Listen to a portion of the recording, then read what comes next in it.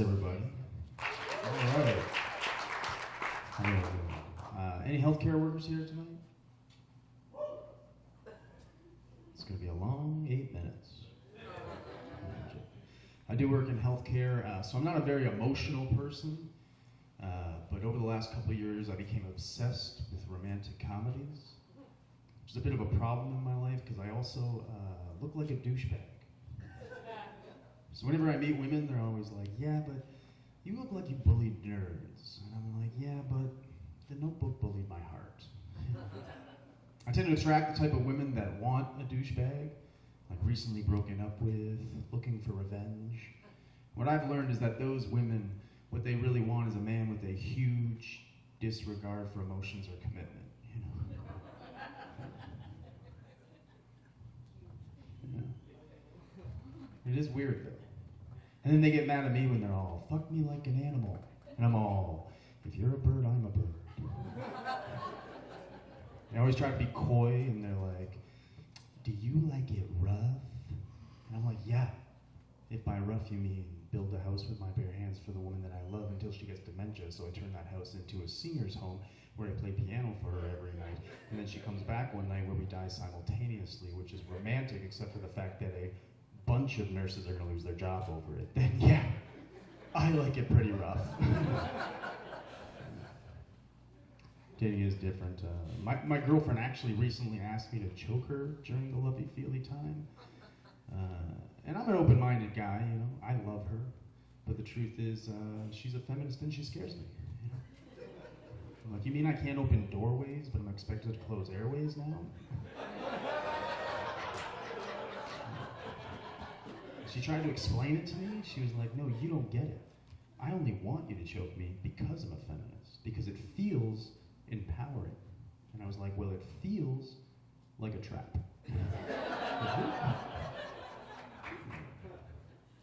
I am a doctor, so you can start hating me now. It's okay.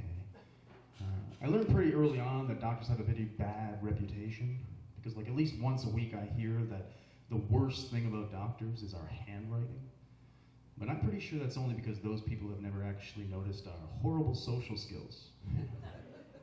Like if one more patient tells me I have bad handwriting, I swear to God, I will stare at my computer and continue to ignore them. And some people say it to me like I've never heard it before. Like, did you know that people can't read your writing? I'm like, yeah. But that's only because I do it on purpose. I would try to write more clearly if drug companies would try to pick names I can spell. Benzodiazepine, chlorothalazide. Does everybody at Pfizer steal drugs? Can anybody spell imziximab? I frickin' can. But I'll tell you how I do spell it. Imziximab.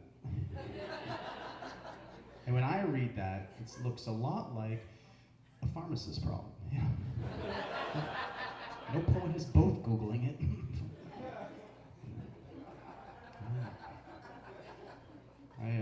I recently graduated medical school in Australia, though, which was very difficult for me. You know, it was a different country.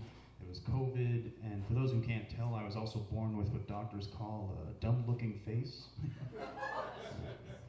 To be fair, though, it's pretty hard to start any career, you know, when your posture has been called, my dad will get me out of this. Like I had one Russian supervisor who hated me, and one day in front of everybody, he was like, tell me everything you know about comminuted fractures. And I was like, sir, I have no idea why your socialist country broke up.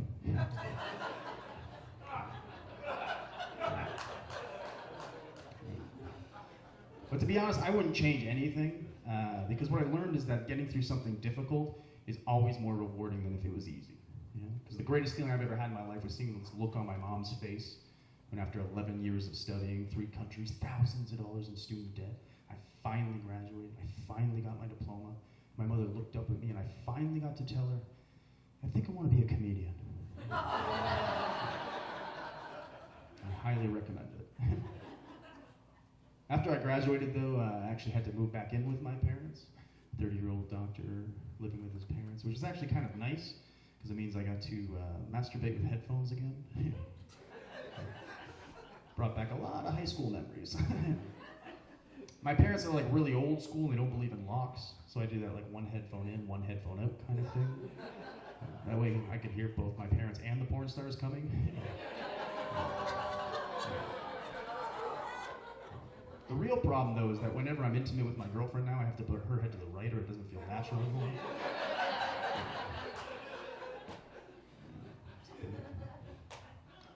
I live in Ann Arbor now, which is a nice place to live.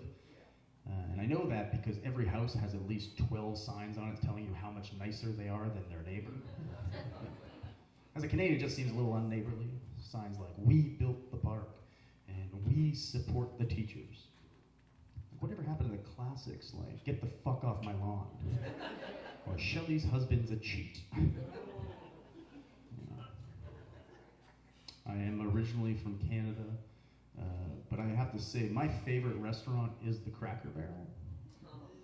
Yeah, and I think it's because growing up I had white parents and an above ground pool.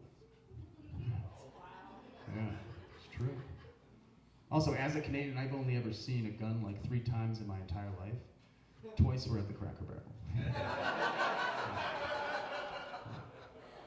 Also, where else can you get 3 side dishes? Where else can those 3 side dishes be fried potatoes, and you guessed it, a John Deere Christmas sweater? Yeah. Now, some people here have told me that the Cracker Barrel is racist because it has cracker in the name. But as an outsider, I'm pretty sure they call it Cracker because it's the only restaurant in the world where you're allowed to hit your kids. It's encouraged. Why else would they force parents to walk their kids through a toy store, and then a candy store, and then try to sit down quietly for dinner? And then the kids are all, "Daddy, I want a toy. Mommy, I want a lolly. I want. And the Cracker Barrel's like, "Don't worry about it. Here's 7 golf tees and a wooden triangle. You got this." All right, my name's Andrew Cassidy. Thank you guys very much.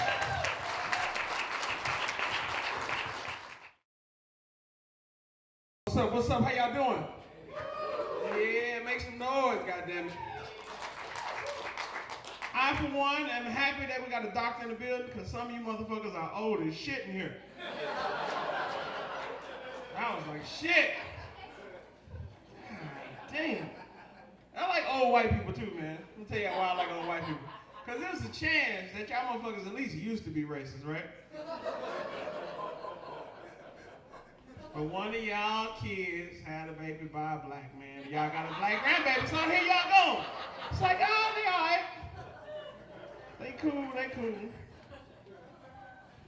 Speaking of racist white people, January 6th, let's talk about it. Where were y'all at? Yeah, they laughing because they know what the fuck happened on January 6th. January 6th, a bunch of racist ass white people stormed the Capitol. They was upset. They was like, "You're not going to impede on our freedoms." We was locked down for about 11 months at that time. And I was kind of excited that they had done that too, as a black man. Because it affirmed every suspicion that I had. White people would have been horrible slaves, wouldn't they? 11 months? Y'all have never been fucked up with 400 years, would you? Our freedoms. We never take our freedoms. Sorry, I love white people. I got to live in the Grand Rapids on it. One other black dude walked in this motherfucker tonight and the population doubled. Shit. I had some other jokes written down, but my man said that everybody tells a dick joke, so I gotta tell a dick joke. It's kind of tradition, right? I've only been doing comedy for just a little while though, so I mean my shit is full of dick jokes. But one thing I really love doing comedy is probably y'all can tell I'm up here. I like this shit. One thing I hate about comedy is that after you get done with the show, it's always a motherfucker who ain't never told a joke before trying to tell you how you should have told a joke. How the fuck can you do that? If you've never done a thing before, shut the fuck up about teaching somebody how to do it. Like for real. If you was an NBA player, wouldn't you want your coach to be somebody that played some type of basketball before, right? NFL, at least was an offensive lineman. For the white people here, NHL, you know Wayne Gretzky and shit. With that being said, fellas, have you ever been getting some bad head and try to coach a girl through it?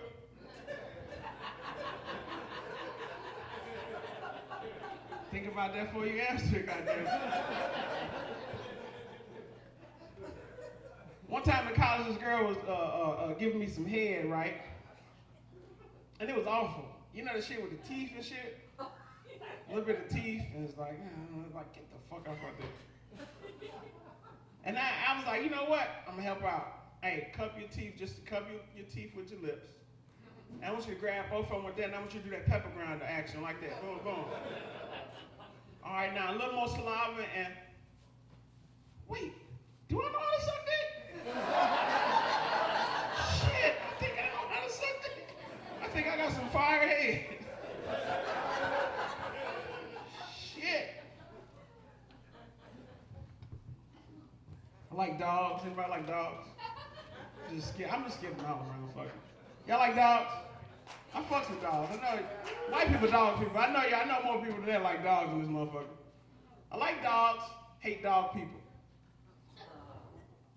Let me tell you why I hate dog people. The worst of all dog owners, because I got a dog myself when I take it to the park, we play and shit like that. Y'all remember motherfuckers that rescue dogs? You can never shut them motherfuckers up. You talk to them, be like, hey, how you doing? Oh, I'm fine. Like, oh, it's a cute dog you got. And they automatically look at you like, you feel like, fuck, this motherfucker rescued this dog. Go ahead and tell me about it. Oh yeah, he's a rescue. And then white people, it's always white people because black people don't rescue dogs. We trying to get rid of them motherfuckers. And what I like about white people and their dogs, man, white people get dogs like real names and shit. They got first, middle, last. I was in the dog park the other day, man. And she's like, oh, I was like, that's a nice dog you got. She's like, oh, he was a rescue. Steve that's his name, Steve. How the fuck you name a dog Steve? What the fuck? Steve was 15 pounds when I got him. He had mange. He had herpes. He had the gout. He was barely walking. He got one eye. Like, god damn. Love dogs, man. I'm gonna tell you one thing about my dog. My dog is ruining my relationship. And I want to talk about it. Man, it's just, the bar is set too high. The bar is set really too high. When I come in the house, anybody got dogs, you know, what's the first thing you get when you get in the house? A dog scratching at the door, happy when you get home, licking, shaking his ass, and if you get real excited, she'll pee on the floor just a little bit. Just a little bit. And then you look at your goddamn woman, she not shaking her ass, she ain't scratching at the door, and not one drop of pee. I just want to know, where's my drop of pee in my relationship? Love dogs, love women.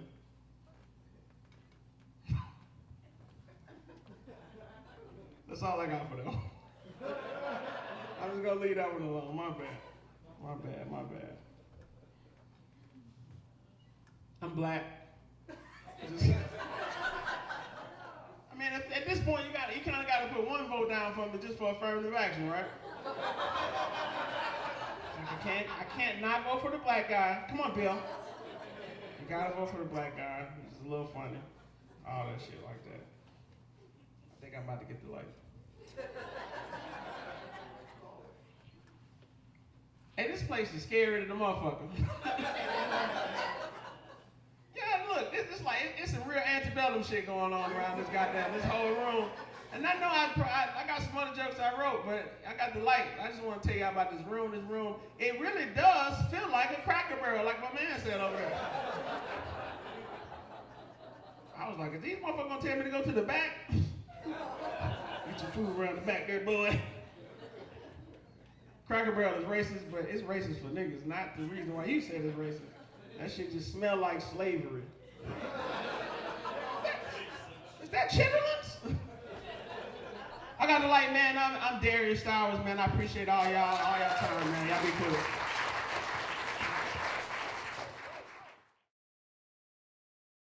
So how's everybody doing tonight? I want to thank all the comics before me and Brian for letting me come up here tonight. Brian doesn't know me at all, and he's taking a big chance on me because much like Noah, I'm not a comic either. I'm a bass player. My band just won't let me have a microphone. Anybody out there like smoking weed? You guys like going to the dispensaries? Took my girlfriend to the dispensary the other day and we were checking out some weed. The bud tender's holding out the jar. My girlfriend's leaning in and sniffing and she tries to grab it. And the lady backed up and she said, well, you can smell it and you can look, but you can't touch. My girlfriend's like, what is this, a strip club? So we got some of that good weed. You know, we went home that night. We rolled a couple joints. We blazed one. I got the munchies. I'm in the kitchen looking around for something. My girlfriend's like, what are you looking for? I'm like, have you seen the taco bread? She's like, you mean the tortillas? I was like, yeah, we probably ought to save that other joint for tomorrow. Anybody here ever work in the restaurant industry? Everybody hanging out with your coworkers, smoking a few joints after work? Take 3 or 4 hits of acid. Like 10 minutes later, you realize you're the opening manager. You ever taken acid and hang out with your friends that don't use drugs? They'd be like, yeah, man, it's wood grain. What are you talking about? And what's up with people who've never taken psychedelics? You know, they're always like, people take psychedelics to escape reality. But in reality, when you take psychedelics, you look deep inside. You evaluate yourself. You answer life's hard questions like, how do you spell W? So, I have 3 daughters. They're all pretty well grown teenagers and adults, you know, but I have a 5-year-old son. He's pretty new. You know, I noticed like my dad and my son, neither one of them are circumcised. Apparently that skips a generation in my family. The need to mutilate your son's penis. So my girlfriend was cleaning out her car a couple weeks ago.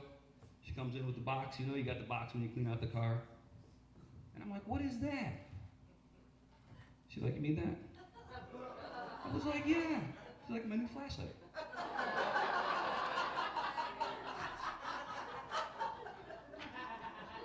And like last week, just a couple days ago, you know, she's like, oh, I got my niece something for her birthday. I'm like, seriously? You think that's appropriate? She's like, it's a pipe. She's 21, it's cool.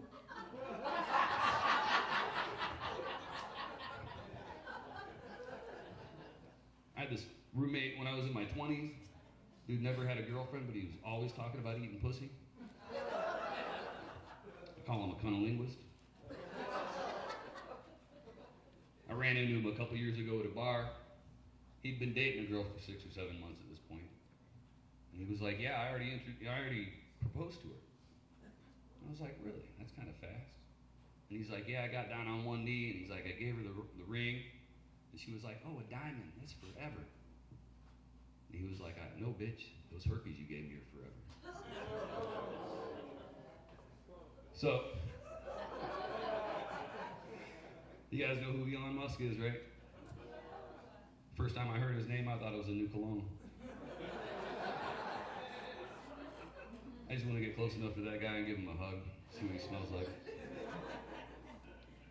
But I hate technology. It's honestly, like, I've had like technology, my first like real experience with new technology, you know, I had a cell phone for like 5 years before texting even existed, you know. I'm sitting there with a buddy of mine, talking. My phone made this weird noise.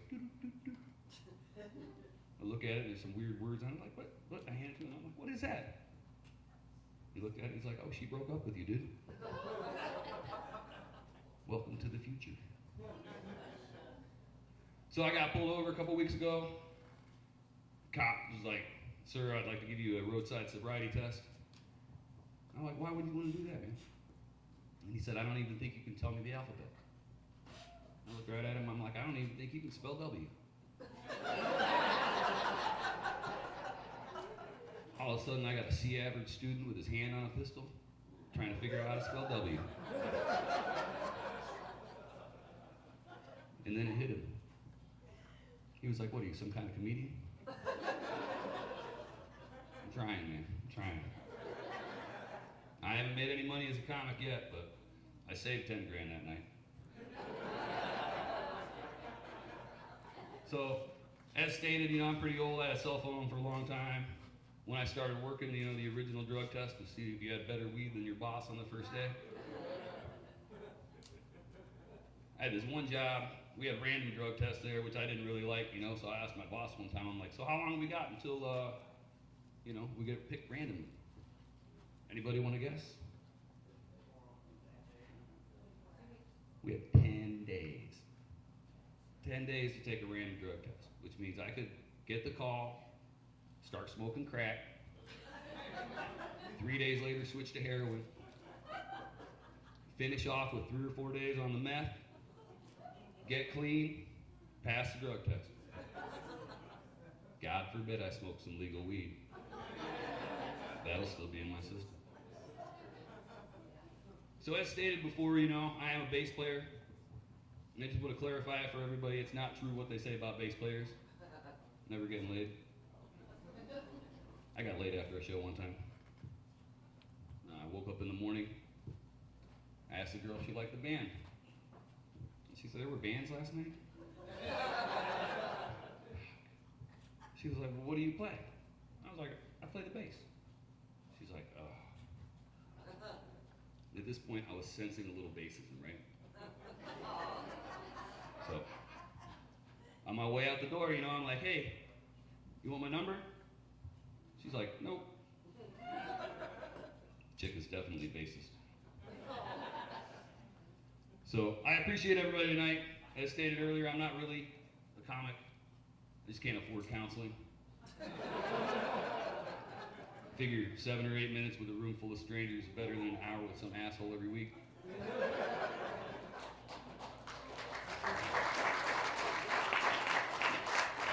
If you guys don't laugh at my jokes, I feel bad. If you do laugh at my jokes, I feel bad. Either way, it's just like going to the counselor. Thanks, Brian. Clap for everybody!